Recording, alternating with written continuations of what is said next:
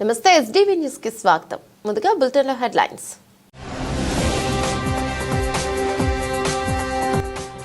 సంక్రాంతిని సరదాగా సాంప్రదాయ క్రీడలను ఆడుతూ ఆహ్లాదంగా కుటుంబ సభ్యులతో కలిసి జరుపుకోవాలి. ఎన్టీఆర్ జిల్లా పోలీస్ కమిషనర్ రాజశేఖర్ బాబు.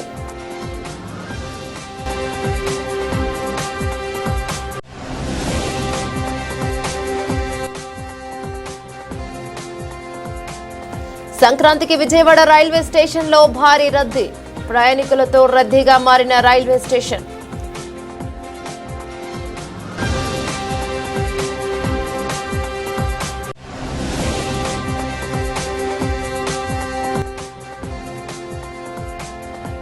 తిరుపతిలో తొక్కిసలాటకు ప్రభుత్వ వైఫల్యం కారణం ఆరోపించిన వైఎస్ షర్మిల.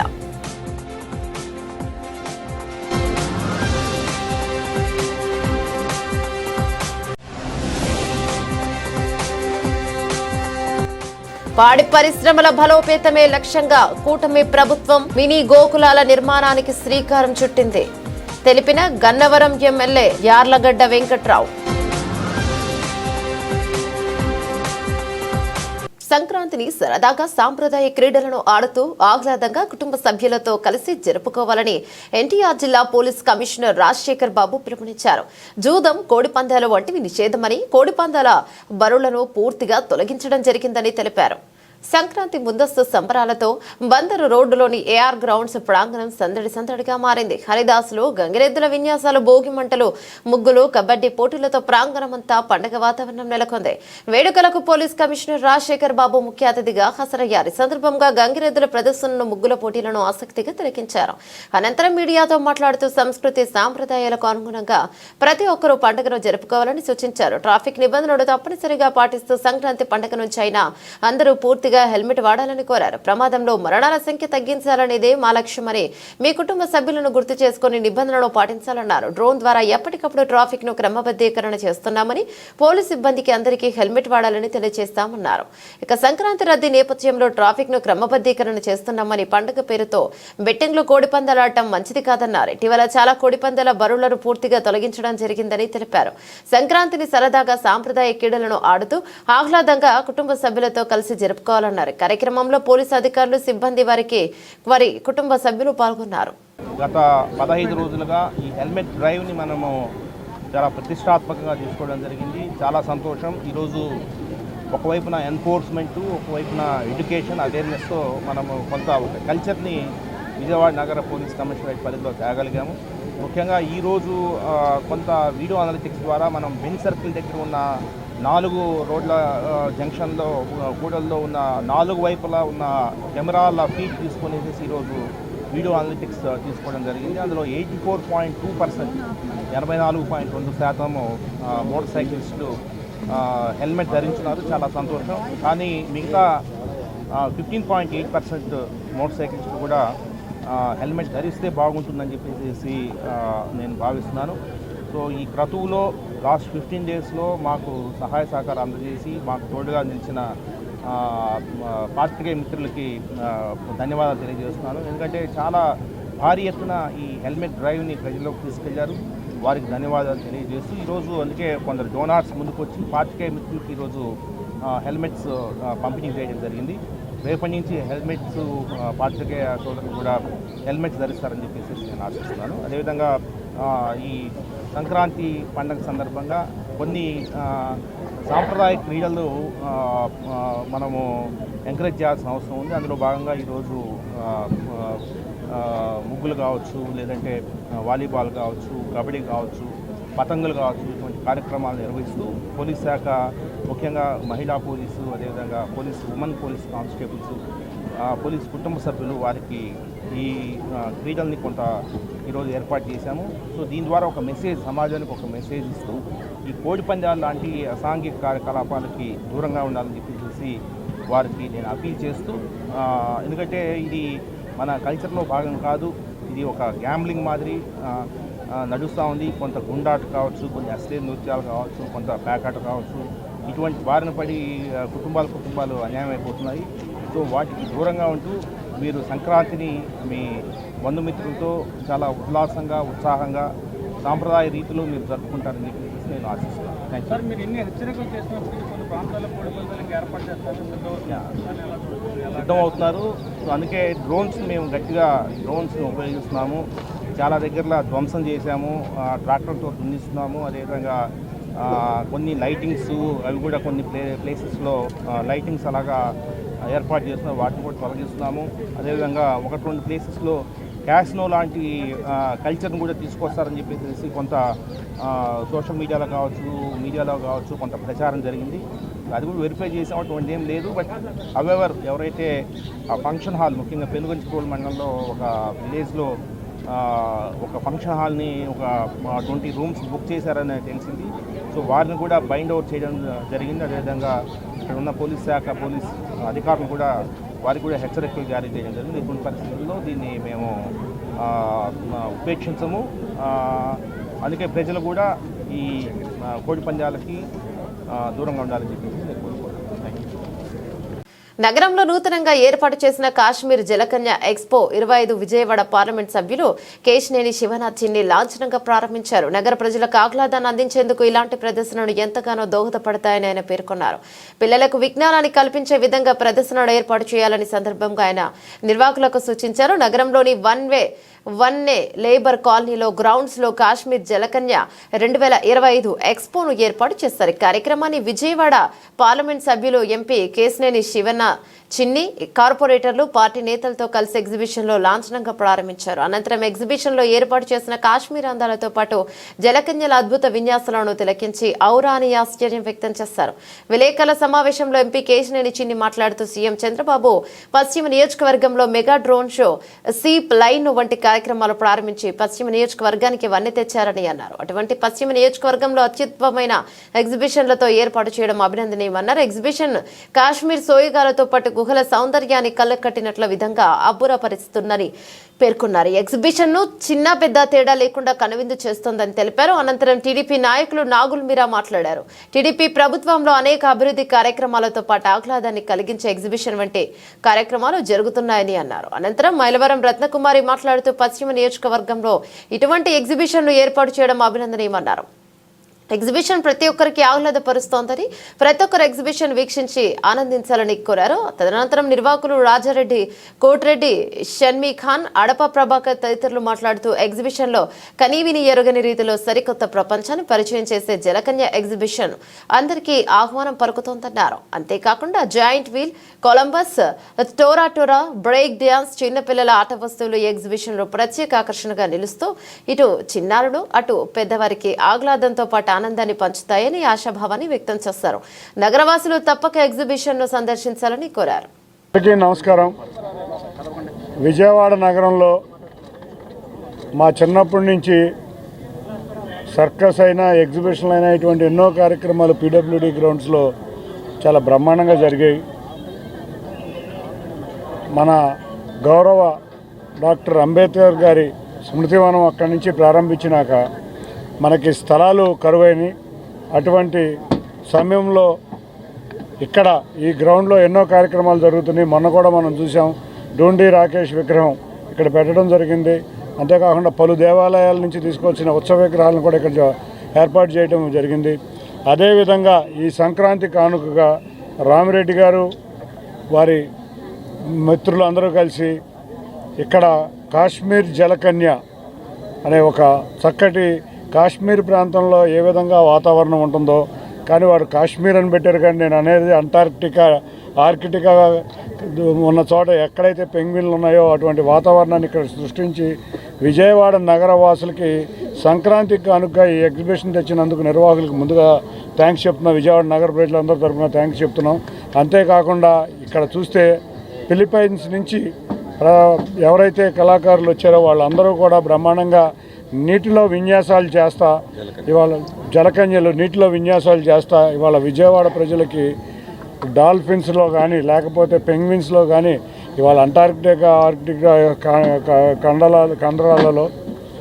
కాంటినెంట్లో ఎటువంటి ఈరోజు విజయవాడ పశ్చిమ నియోజకవర్గంలో 44వ డివిజన్లో స్టేడియం గ్రౌండ్లో మన పార్లమెంటు సభ్యులైన కేశినేని చిన్ని గారి ఆధ్వర్యంలో ఈరోజు కాశ్మీరీ జలకన్య అనే ఒక మంచి ఎగ్జిబిషన్ ఈరోజు రామిరెడ్డి గారి ఆధ్వర్యంలో ఓపెన్ చేయడం జరిగింది. అంతేకాకుండా సంక్రాంతి కానుకగా ఈ ఎగ్జిబిషన్ ప్రారంభించి మనందరికీ ఎంతో ఆహ్లాదకరమైన వాతావరణాన్ని మనకు అందించినటువంటి రామిరెడ్డి గారికి, అలాగే ఇక్కడికి వచ్చినటువంటి మీడియా మిత్రులకు, ముందుగా మా నాగుల మీరా గారికి, ఇక్కడ వచ్చిన తోటి కార్పొరేటర్లందరికీ, మరీ ముఖ్యంగా ఇక్కడ మీ విజయవాడ నగర ప్రజలందరికీ కూడా సంక్రాంతి శుభాకాంక్షలు తెలియజేస్తూ ఈ అవకాశం ఇచ్చిన మీ అందరికీ ధన్యవాదాలు తెలుపుతూ, అలాగే మా కేశినేని చిన్ని గారికి సంక్రాంతి శుభాకాంక్షలు తెలియజేస్తున్నాం సార్. థ్యాంక్ యూ అండి. అందరికీ నమస్కారం. మా విజయవాడ పార్లమెంట్ సభ్యులు కేశినేని చిన్ని గారి ఆకాంక్ష పాత పట్టణాన్ని కొత్త పట్టణం చేయాలనే ఒక కళ ఉంది. సుజనా చౌదరి గారితో కలిసి ఈరోజు ఎగ్జిబిషన్ చూస్తుంటే గతంలో ఎప్పుడూ లేని విధంగా పశ్చిమ నియోజకవర్గంలో ఇంత అద్భుతమైనటువంటి ఎగ్జిబిషన్ ఏర్పాటు చేసినటువంటి వారందరికీ, దానికి సహకరించినటువంటి గౌరవ పార్లమెంట్ సభ్యులు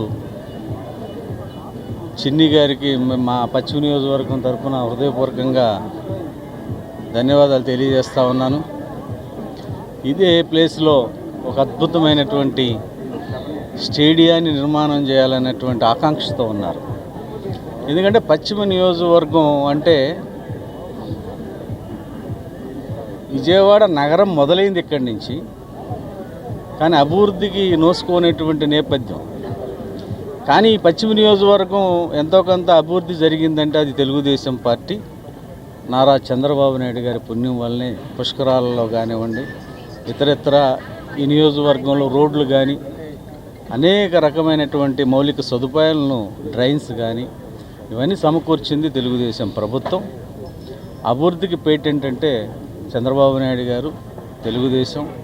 ఇవాళ మన అదృష్టం కొద్దీ ఒక ఉత్సాహవంతమైనటువంటి, ఒక తపన కలిగినటువంటి, ఏదైతే ప్రజలు అవకాశం ఇచ్చారో ప్రజల హృదయాల్లో శాశ్వతంగా ఉండాలి.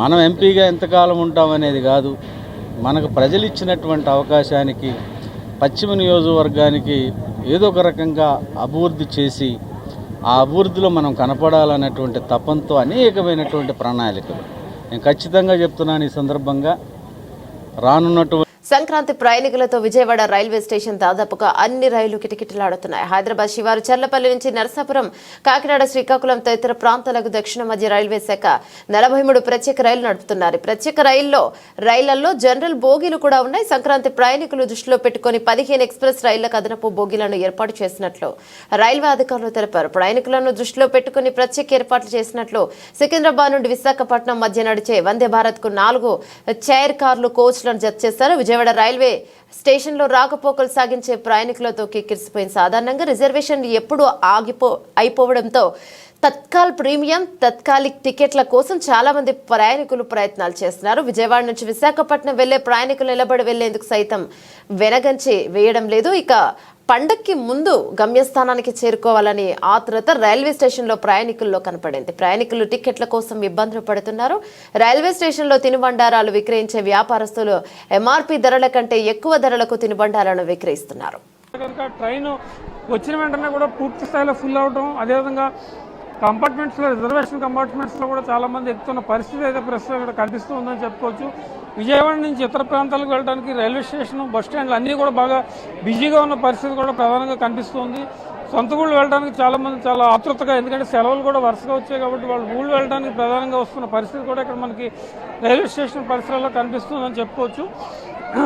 పాసింజర్ లేదు, ఎక్స్ప్రెస్ లేదు, దగ్గర ఉన్న ఊళ్ళు వెళ్ళడానికి చాలామంది ఇక్కడికి వస్తున్న వాతావరణం ప్రధానంగా కనిపిస్తుంది. ఇక్కడ చూస్తే కనుక గేటు దగ్గర వేళ్లాడుతూ కూడా ఊళ్ళకి వెళ్ళే పరిస్థితి కూడా ప్రధానంగా ఉందని చెప్పుకోవచ్చు. అయితే దీన్ని దృష్టిలో పెట్టుకుని రైల్వే శాఖ కొన్ని ఏర్పాట్లు చేయాలని కూడా ప్రధానంగా చెప్తూ ఉన్నారు. ఇక్కడ చాలా మంది ప్రయాణికులు గేటు దగ్గర నిలబడి ఉన్నారు. ఇక్కడ సిచ్యువేషన్ చూడొచ్చు. తిరుపతిలో తొక్కిసలాటకు ప్రభుత్వ వైఫల్యం కారణమని వైఎస్ షర్మిల ఆరోపించారు. కాంగ్రెస్ పార్టీ వెంటనే స్పందించి విచారణ కోరిందన్నారు. ఉన్నతస్థాయి విచారణ చేసి బాధ్యులైన వారిపై చర్యలు తీసుకోవాలని డిమాండ్ చేశారు. ఇటువంటి ఘటనలు పునరావృతం కాకుండా చూడాలని, లడ్డూ వివాదం తరహాలో ఈ ఘటనపై కూడా చంద్రబాబు సీరియస్ గా తీసుకోవాలన్నారు. భద్రతాపరమైన లోపాల వల్లే ఈ తొక్కిసలాట జరిగిందనేది వాస్తవం అన్నారు. అంతమంది వచ్చిన సమయంలో ఎన్నో జాగ్రత్తలు తీసుకోవాల్సిందని, ఈ ఘటనకు ప్రభుత్వమే పూర్తి బాధ్యత వహించాలన్నారు. మృతుల కుటుంబ సభ్యులకు కాంగ్రెస్ తరపున సంతాపం తెలియజేస్తున్నామని వైఎస్ షర్మిల పేర్కొన్నారు. ఈరోజు కాంగ్రెస్ పార్టీ ఒక క్యాంపెయిన్ చేపట్టాల్సి వచ్చింది. జై బాపూజీ, జై భీమ్, జై సంవిధాన్ అని ఈ క్యాంపెయిన్ చేపట్టే అవసరం వచ్చింది. దీని ముఖ్య ఉద్దేశం బీజేపీ పార్టీ, కాంగ్రెస్ పార్టీనే కాకుండా మహాత్మా గాంధీని, అంబేద్కర్ గారిని, మన రాజ్యాంగాన్ని ఇలా ఎవరిని గౌరవించకుండా చేస్తున్న ఈ పాలనను, ఆఖరికి పార్లమెంటులో సైతం అంబేద్కర్ గారిని అవమానించిన తీరును మనందరం చూసాం. హోంమంత్రిగా ఉండి కూడా అమిత్ షా గారు అంబేద్కర్ అంబేద్కర్ అంబేద్కర్ అనడం ఒక ఫ్యాషన్ అయిపోయింది అన్నట్టు ఎగతాళిగా మాట్లాడడం జరిగింది. బీజేపీ నాయకులు, ఎంపీలు అందరూ నవ్వటం జరిగింది. మళ్ళీ చెప్తున్నాం, నిజమే, అంబేద్కర్ అనడం ఒక ఫ్యాషన్ కాదు. ఎందుకంటే అంబేద్కర్ ఒక లెజెండ్, అంబేద్కర్ గారు ఒక ఐడియాలజీ. ఇది బీజేపీకి అర్థం కాలేదు, ఎప్పటికీ అర్థం అవుతుందని మేము అనుకోవటం లేదు. కాబట్టి బీజేపీ పార్టీ బేషరతుగా క్షమాపణలు చెప్పాలని, అమిత్ షా గారు రాజీనామా చేయాలని డిమాండ్ చేస్తూ చేపట్టిన క్యాంపెయిన్ జై బాపూజీ, జై భీమ్, జై సంవిధాన్ అన్న క్యాంపెయిన్. బీజేపీ పార్టీ వైఖరి గత 10 సంవత్సరాలుగా మనందరం చూస్తూనే ఉన్నాం. బీజేపీ పార్టీ ఒక మతతత్వ పార్టీ, మతం పిచ్చి ఉన్న పార్టీ, కులం పిచ్చి ఉన్న పార్టీ. మతం పేరుతో, కులం పేరుతో ఎన్ని రాజకీయాలు చేసిందో దానికి బలైపోయిన ఎంతోమంది మైనారిటీలు, గోద్రా అయితేనేమి, మణిపూర్ అయితేనేమి, ఇలాంటి అన్నీ చూడడం జరిగింది. బీజేపీ దేశ సంపదని దోచిపెట్టి అదానీ లాంటి వాళ్ళని పోషిస్తుందన్న సంగతి ఇప్పటికే అర్థమైపోయింది. అంతేకాదు ప్రభుత్వ వ్యవస్థలను, ఆఖరికి అది ఈసీ అయినా, ఆర్బీఐ అయినా, స్టాక్ ఎక్స్చేంజ్ అయినా, ఈడీ అయినా, సిబిఐ అయినా, ఇన్కమ్ ట్యాక్స్ అయినా, ఇలా ప్రతి ప్రభుత్వ వ్యవస్థని కూడా తమ గుప్పిట్లో పెట్టుకొని స్వార్థ రాజకీయాల కోసం ఎలా వాడుకుంటున్నారో చూస్తున్నాం. ఇవన్నీ సరిపోలేదన్నట్టు ఇప్పుడు మన దేశాన్ని కాషాయమయం చేయడానికి బీజేపీ పూనుకుంది. అందులో భాగంగా దేశ చరిత్రనే మార్చే ప్రయత్నం చేస్తుంది. ఆఖరికి స్వాతంత్ర యోధులను కూడా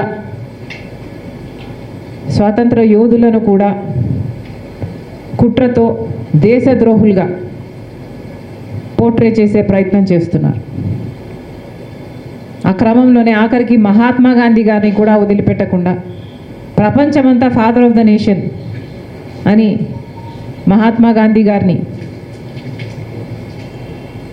అంతగా గౌరవిస్తే బీజేపీ పార్టీ మాత్రం మహాత్మా గాంధీ గారిని ఒక విలన్ గాను, గాంధీ గారిని చంపిన వాళ్ళని దేవుళ్ళగాను పరిగణించి వాళ్ళకు గుళ్ళు కడుతున్నారు.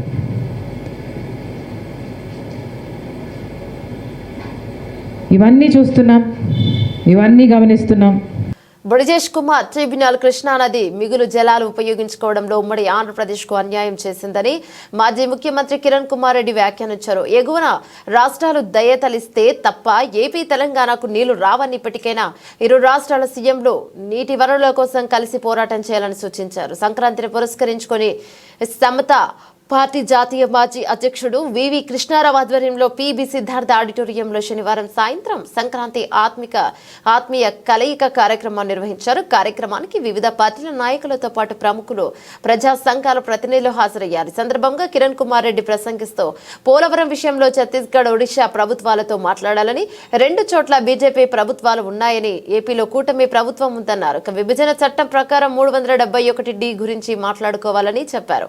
మాజీ ఐపీఎస్ అధికారి ఏబి వెంకటేశ్వరరావు మాట్లాడుతూ పార్టీలు, కులాలు, మతాలకు అతీతంగా చర్చ జరగడానికి ఇలాంటి ఆత్మీయ కలయికలు దోహదం చేస్తాయన్నారు.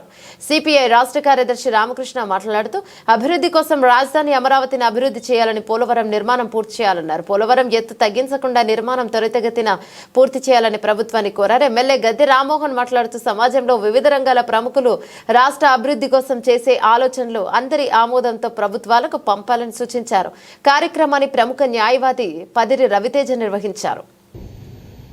ఖచ్చితంగా దాన్ని ఏర్పరిచి దాన్ని ఒక లైవ్లీ ఫోరంగా అన్ని రకాల అభిప్రాయాలని వ్యక్తపరచగలిగే ఒక ఫ్రీ థాట్ ఫోరంగా దాన్ని తీర్చిదిద్దడానికి మనందరం కట్టుబడి ఉందామని చెప్పి ఒకవేళ చూస్తుంటే కనుక తాతగారికి ఎష్యూరెన్స్ ఇస్తూ 10 సంవత్సరాల్లో శైశవ దశ, కౌమార దశ కూడా అయిపోయింది. ఇప్పుడు ఆంధ్రప్రదేశ్ రాష్ట్రం ఒక స్థిరమైన అభిప్రాయాలతో స్థిరమైనటువంటి దిశగా ప్రయాణించాల్సినటువంటి సమయం వచ్చింది.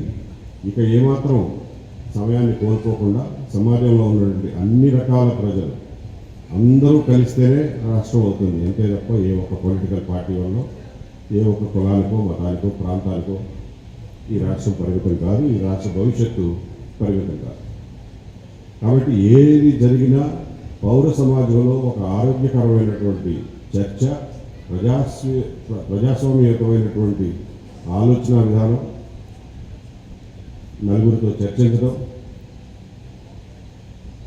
ఏ పాలసీకైనా మంచి చెడులు ముందు వెనుక ఆలోచించి నిర్ణయాలు తీసుకునే దిశగా ఏ ప్రభుత్వం ఉన్నప్పటికీ కూడా ఆ ప్రభుత్వానికి ఒక ప్రెషర్ గ్రూప్ లాగా ఉండాల్సినటువంటి అవసరం ఉంది. విజయవాడ పట్టణం ట్రెడిషనల్గా ఇది జంక్షన్ కావడం వల్ల కావచ్చు, లేకపోతే ఇక్కడ ఎడ్యుకేషను, మీడియా అన్ని ప్రాంతాల కంటే ముందు రావడం వల్ల కావచ్చు, పబ్లిషింగ్ ఎక్కువ ఉండడం వల్ల కావచ్చు. కానీ విజయవాడ ఒకప్పుడు పెద్దలు చెప్పిన దాన్ని బట్టి ఇది ఒక చర్చా కేంద్రంగా, రాజకీయ దిశానిర్దేశ కేంద్రంగా ఒకప్పుడు ఉన్నమాట వాస్తవం. ఆ రోజుల్లో ఉండే మనుషులు వెళ్ళిపోయారు. ఆ రోజుల్లో ఉండే పాత్రికేయ స్థాయి కూడా ఈ రోజున ఉండకపోవచ్చు. కానీ దాన్ని రీబిల్డ్ చేయాల్సినటువంటి అవసరం ఉంది. మళ్ళీ మొదటి నుంచి 0 నుంచి మొదలుపెట్టినా కానీ విజయవాడకు కానీ, ఈ ప్రాంతానికి కానీ, రాష్ట్ర ప్రజలకు కానీ ఇదేమీ అసంభవం కాదు. కాబట్టి విజయవాడ, అమరావతి అనండి, విజయవాడ అనండి, గుంటూరు అనండి, ఏదో ఒక ప్లేస్లో ఉండాలి. కాబట్టి ఈ ప్రాంతంలో, ఈ రాష్ట్రంలో జరిగే ప్రతి విషయానికి పౌర సమాజం యొక్క ఇన్వాల్వ్మెంట్ ఉండాలి, వాళ్ళ చొరవ ఉండాలి, ఇన్వాల్వ్మెంట్ ఉండాలి. ప్రతి నిర్ణయము, ప్రతి ముఖ్యమైనటువంటి నిర్ణయము ప్రజలందరి ఆమోదంతో జరగాలి అని అంటే అందరినీ పార్టిసిపేట్ చేయించాలి అన్న ఉద్దేశంతో ఈ ఫోరంని నడపాలని చెప్పి నేను సూచిస్తూ, ఎందుకంటే ఎక్కువ సమయం తీసుకోకుండా కార్యక్రమాన్ని ముందుకు సాగించాల్సిందిగా రవితేజని కోరుతున్నాను. Thank you. జై హింద్.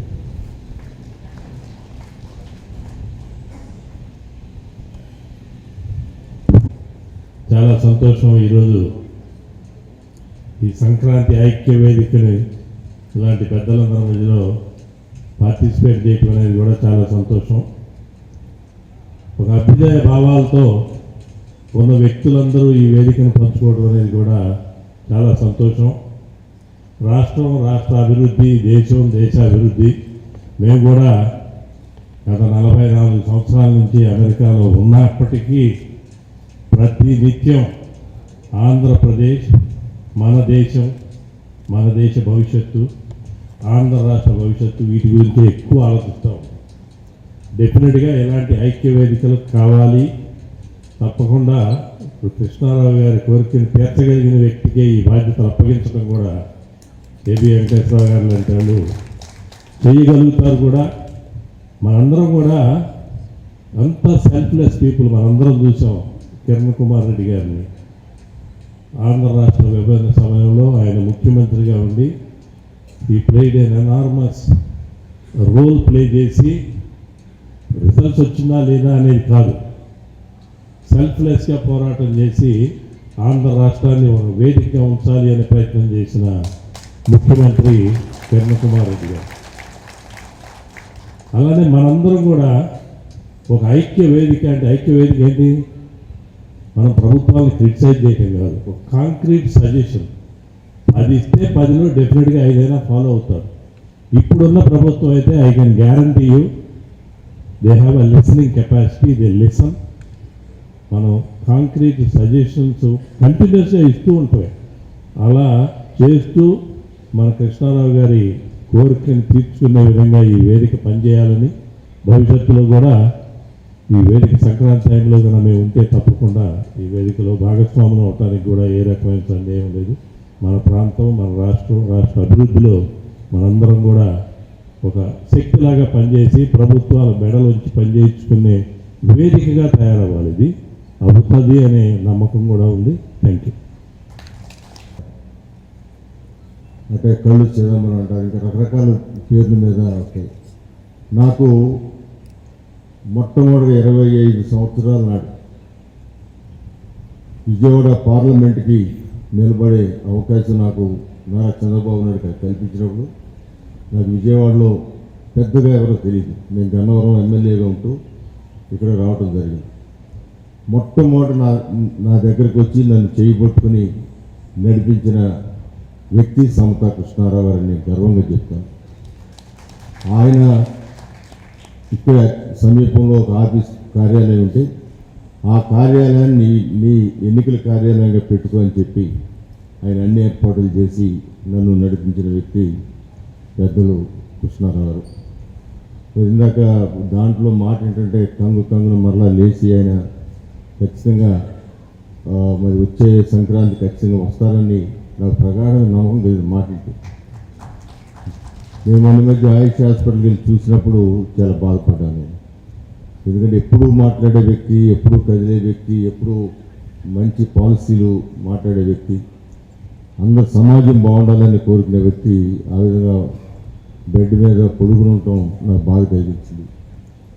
ఏదేమైనా కూడా సంక్రాంతి సంబరాల పేరిట ఆయన ప్రతి సంవత్సరం కూడా ఆత్మీయ సమావేశం ఏర్పాటు చేయటం, అన్ని పార్టీల వాళ్ళు వచ్చి 4 మాటలు చెప్పే అవకాశం.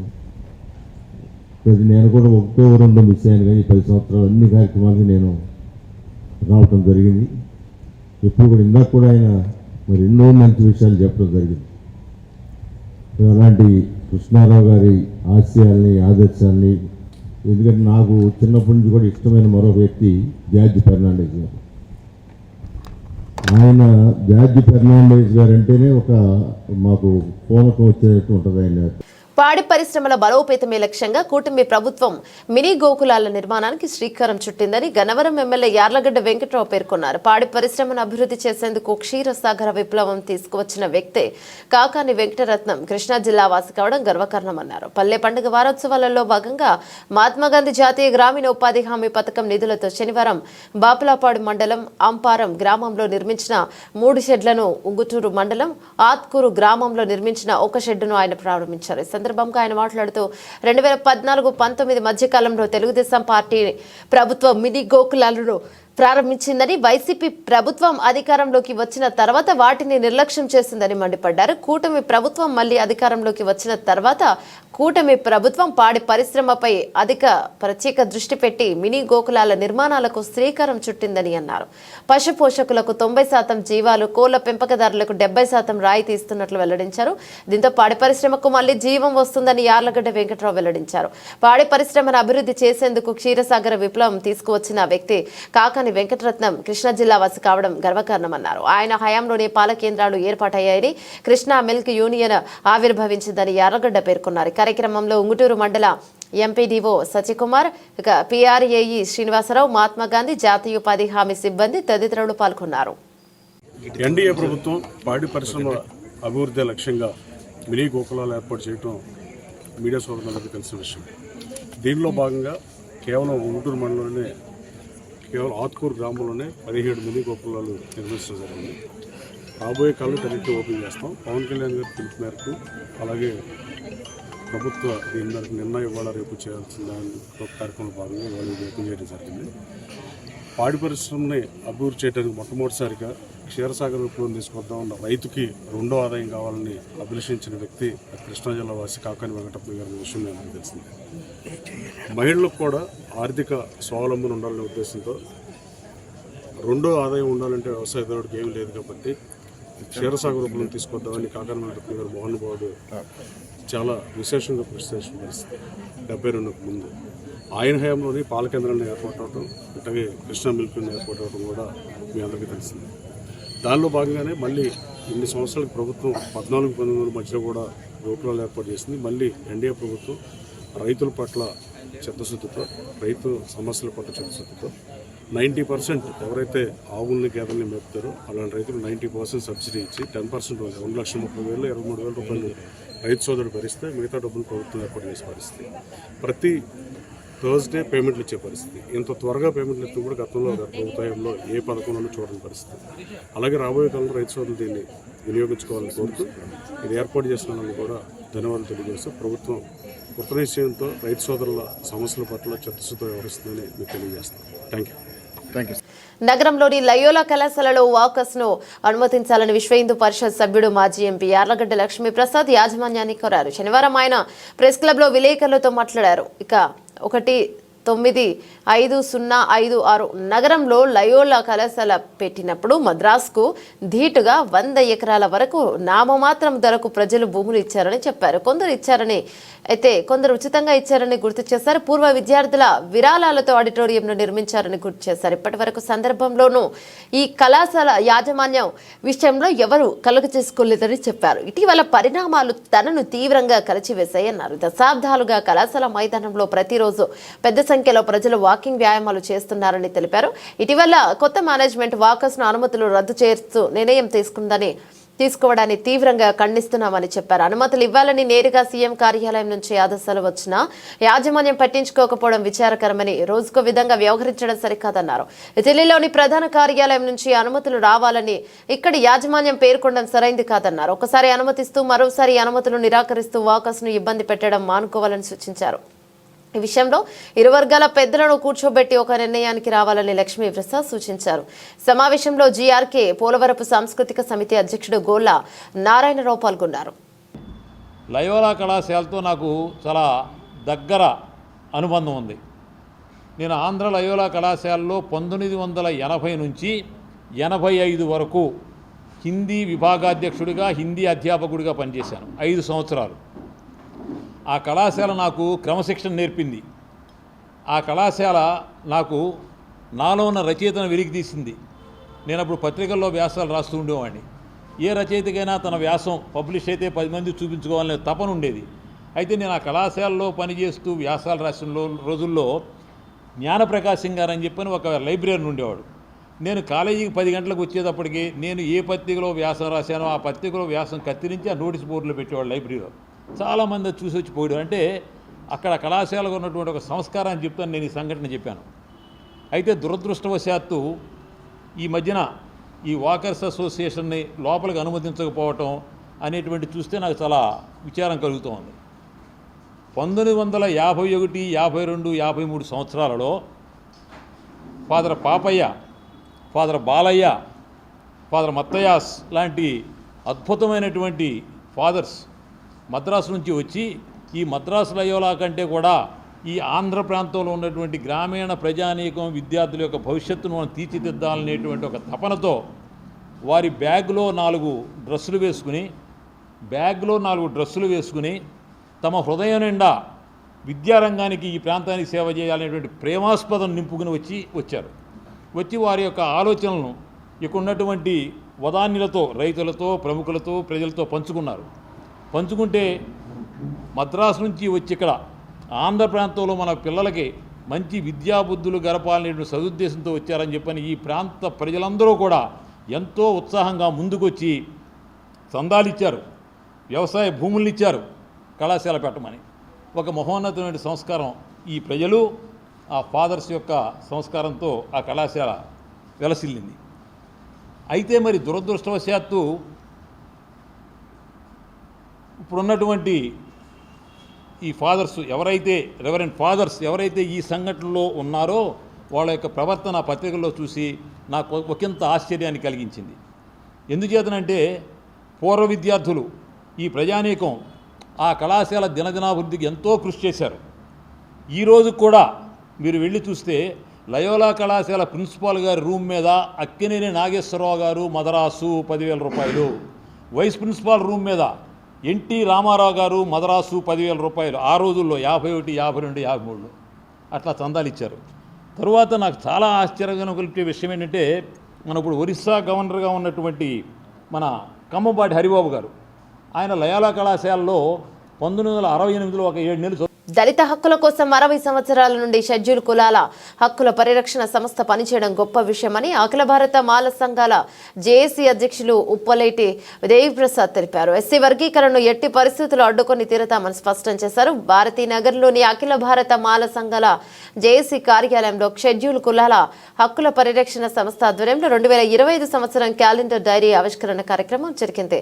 తొలుత రాజ్యాంగ నిర్మాత డాక్టర్ బిఆర్ అంబేద్కర్ విగ్రహానికి పూలమాల వేసి నివాళులర్పించారు. అనంతరం అఖిల భారత మాల సంఘాల జేఏసీ అధ్యక్షులు ఉప్పలేటి దేవిప్రసాద్, ఎస్టీ కమిషన్ మాజీ కమిషనర్ విశ్రాంత ఐపీఎస్ అధికారి ఆర్ సుబ్బారావు, షెడ్యూల్ కులాల హక్కుల పరిరక్షణ సమితి సభ్యులతో కలిసి క్యాలెండర్ను డైరీని ఆవిష్కరించారు. ఈ సందర్భంగా ఉప్పలేటి దేవిప్రసాద్ మాట్లాడుతూ ఎస్సీ హక్కుల కోసం షెడ్యూల్ కులాల హక్కుల పరిరక్షణ సంస్థ పోరాటం చేయడం గొప్ప విషయమన్నారు. దేశంలో ఎస్సీలపై దాడులు, అత్యాచారాలు హెచ్చరించాయని, ఇక అంబేద్కరిస్టులపై కూడా దాడులు జరుగుతున్నాయని ఆవేదన వ్యక్తం చేశారు. ప్రస్తుత కేంద్ర ప్రభుత్వ దళితుల రక్షణకు చర్యలు తీసుకోవడం లేదన్నారు. సాక్షాత్తు కేంద్ర హోంమంత్రి అంబేద్కర్ పై విమర్శలు చేసిన రాష్ట్ర ప్రభుత్వం కనీసం స్పందించలేదన్నారు. దళిత ఉద్యమాలను నీరుగార్చేలా ప్రయత్నాలు చేస్తున్నారని మండిపడ్డారు. దళిత హక్కుల కోసం 60 సంవత్సరాల నుండి షెడ్యూల్ కులాల హక్కుల పరిరక్షణ సంస్థ పనిచేయడం గొప్ప విషయమన్నారు. రాష్ట్ర ప్రభుత్వం కూడా దళితులకు వ్యతిరేకంగా పనిచేస్తోందని, దళిత కులాల మధ్య వర్గీకరణ చిచ్చుపెట్టి ఐక్యతను దెబ్బతీస్తోందన్నారు. ఎస్సీ వర్గీకరణ ఎట్టి పరిస్థితుల్లో అడ్డుకొని తీరుతామని స్పష్టం చేశారు. అనంతరం విశ్రాంత ఐఏఎస్ అధికారి ఆర్ సుబ్బారావు మాట్లాడుతూ అంటరానితనం నిర్మూలనకు షెడ్యూల్ కులాల హక్కుల పరిరక్షణ సంస్థ పనిచేస్తోందన్నారు. తాను ఎస్సీ కమిషనర్గా ఉన్నప్పుడు దళితులు పడుతున్న ఇబ్బందులు అనేకం తన దృష్టికి తీసుకొచ్చారని గుర్తు చేశారు. చెన్నకేశవుల బాటలో ఆయన భావజాలంతో వారి కుటుంబ సభ్యులు పనిచేయడం గర్వకారణమన్నారు. అనంతరం షెడ్యూల్ కులాల హక్కుల పరిరక్షణ సమితి అధ్యక్షులు చెన్నకేశవులు మాట్లాడుతూ తమ సంఘం దళితుల సమస్యలపై పోరాడుతూ ఎస్సీ ఎస్టీ కేసులు నమోదు అయ్యేలా చేస్తున్నామని చెప్పారు. దళిత హక్కుల గురించి తెలియచెప్పడంతో పాటు వారికి చట్టాలపై అవగాహన కల్పిస్తున్నామన్నారు. ఎక్కువ కాలం పనిచేశారు. అలాంటి మహానుభావులు తోటి, లేదంటే ఇప్పుడు నేను ఒక జేఏసీ చైర్మన్గా ఉన్నాను, మాలల జేఏసీకి. సో నా చేతుల మీదుగా ఇది ఈ యొక్క డైరీ అలాగే క్యాలెండర్ ఆవిష్కరించాలనేటువంటి ఉద్దేశంతో, ఆ కోరికతో ఆయన ఇక్కడికి రావడం జరిగింది. సో ఆయన ఇక్కడికి అంత దూరం నుంచి ఇక్కడికి వచ్చి ఈ కార్యక్రమాన్ని చేపట్టాలనేటువంటి కోరికలోనే తెలుస్తుంది ఆయన ఎంత అంబేద్కర్ వాది అనేటువంటి విషయం. ఎందుకంటే ఈ సంఘం ఎస్సీ రైట్స్ ప్రొటెక్షన్ ఫోరం లాంటిది.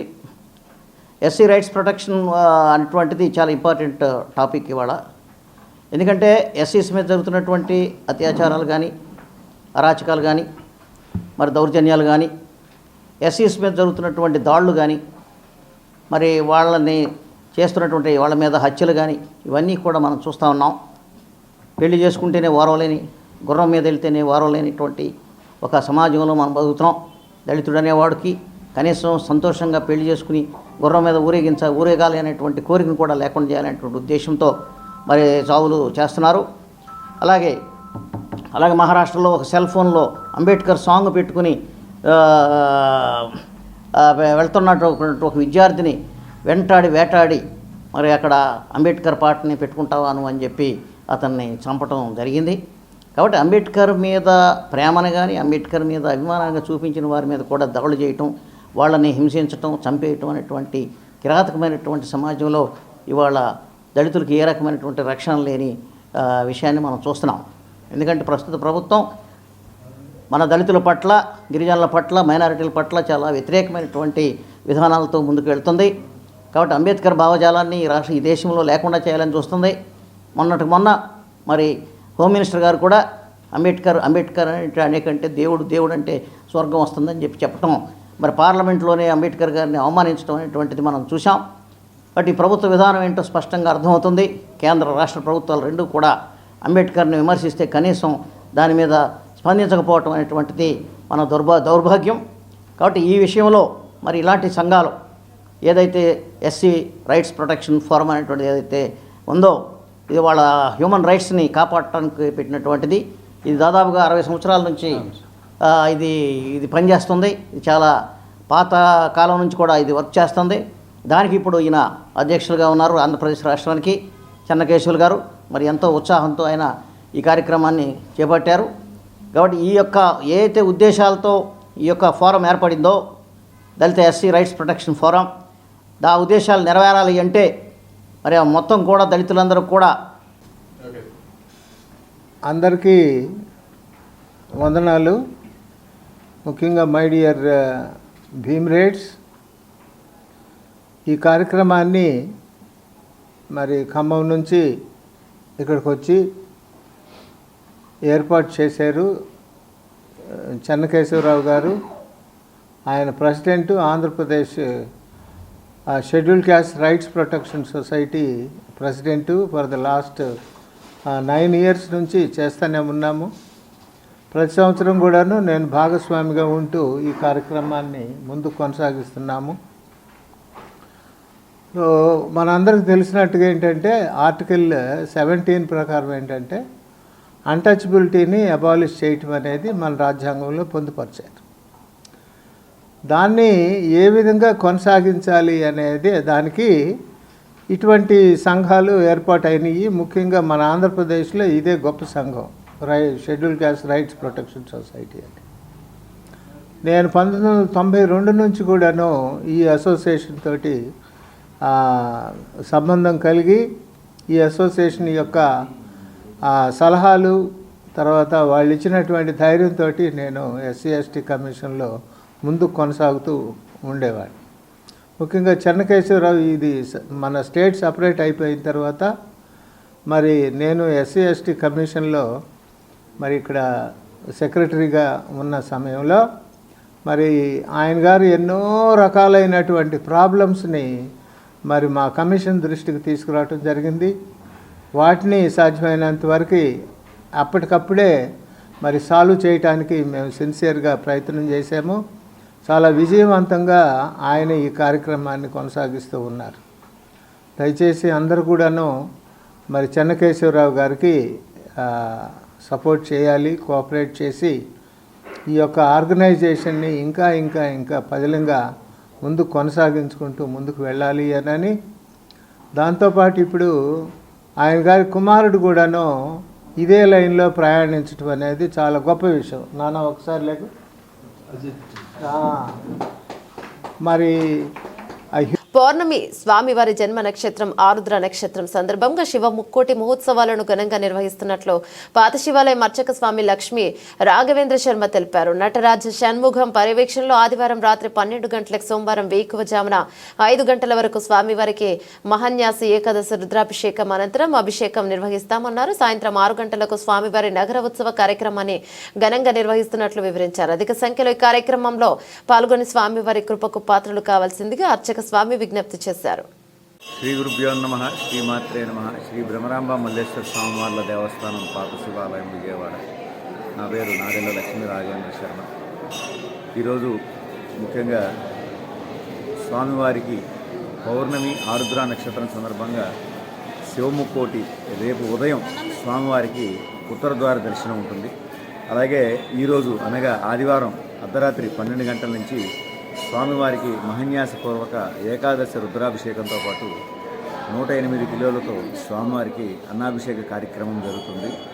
తెల్లవారుజామున 4 గంటల దాకా ఈ కార్యక్రమం జరుగుతుంది. భక్తులందరూ కూడా ఈ కార్యక్రమంలో పాల్గొని స్వామివారి కృపకు పాత్రలు కాగలని కోరుతున్నాము.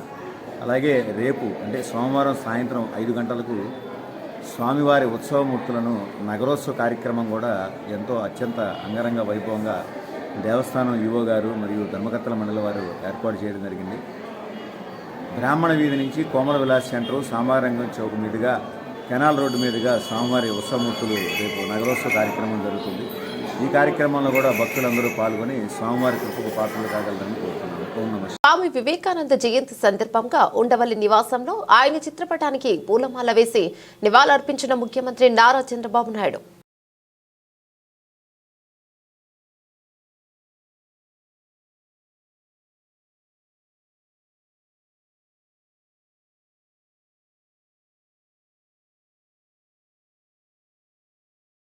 బులెటిన్ ముగించే ముందు హెడ్లైన్స్ మరోసారి.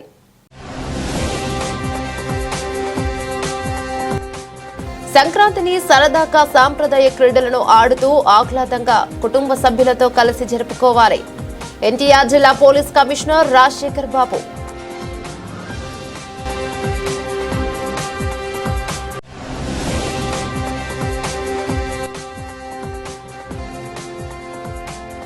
సంక్రాంతికి విజయవాడ రైల్వే స్టేషన్లో భారీ రద్దీ. ప్రయాణికులతో రద్దీగా మారిన రైల్వే స్టేషన్.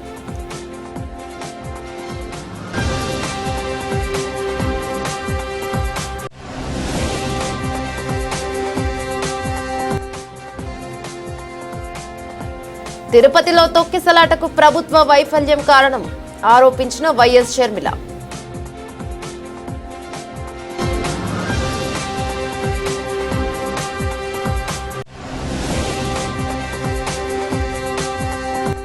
పాడి పరిశ్రమల బలోపేతమే లక్ష్యంగా కూటమి ప్రభుత్వం మినీ గోకులాల నిర్మాణానికి శ్రీకారం చుట్టింది తెలిపిన గన్నవరం ఎమ్మెల్యే యార్లగడ్డ వెంకట్రావు.